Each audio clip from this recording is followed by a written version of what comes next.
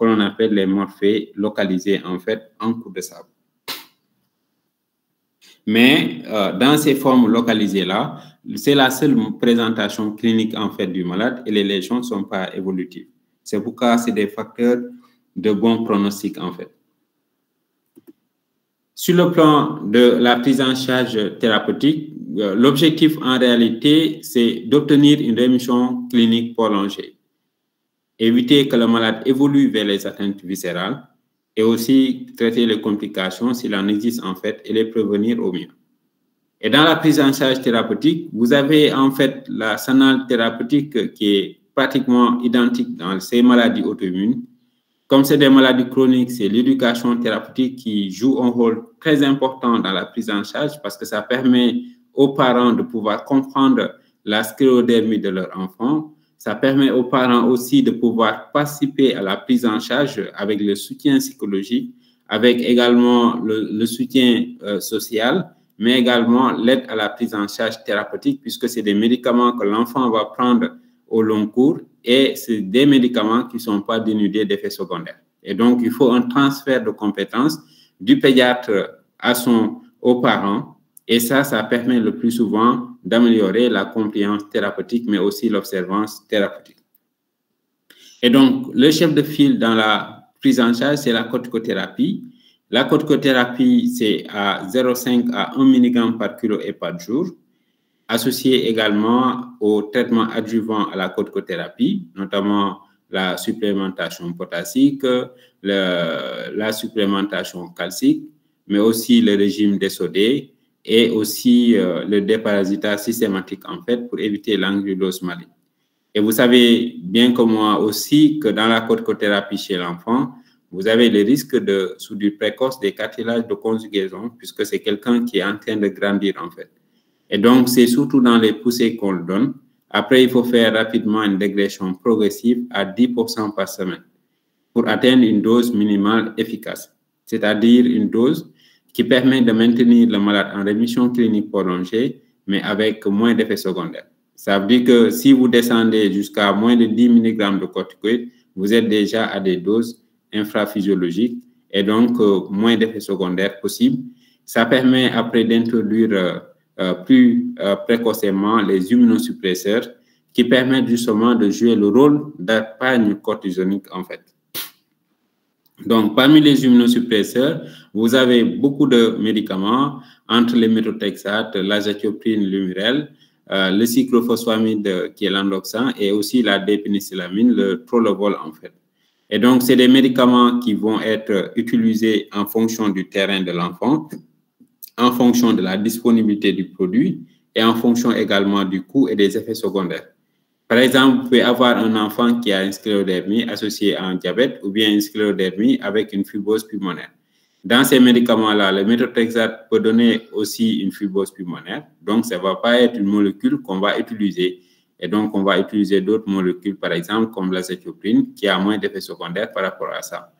Et aussi, le cyclophosphamide est utilisé en bolus, en fait, le plus souvent, parce que la forme orale donne plus d'effets secondaires. Et la dépénicillamine aussi est important et mieux tolérée. Les antipaludins de synthèse, c'est l'hydroxychloroquine, qui est utilisé également avec une surveillance cardiaque et également ophtalmologique. Il y a les inhibiteurs calciques aussi qui sont utilisés dans le syndrome de Raynaud, c'est la nifedipine en fait, et aussi la kinésithérapie quand vous avez surtout les atteintes ostéoligamentaires. Maintenant, dans la sclérodermie systémique, le malade, c'est la corticothérapie en première intention. Après, on fait une décroissance et on met les immunosuppresseurs avec l'azathiopprine et aussi les dépénicillamines en fait.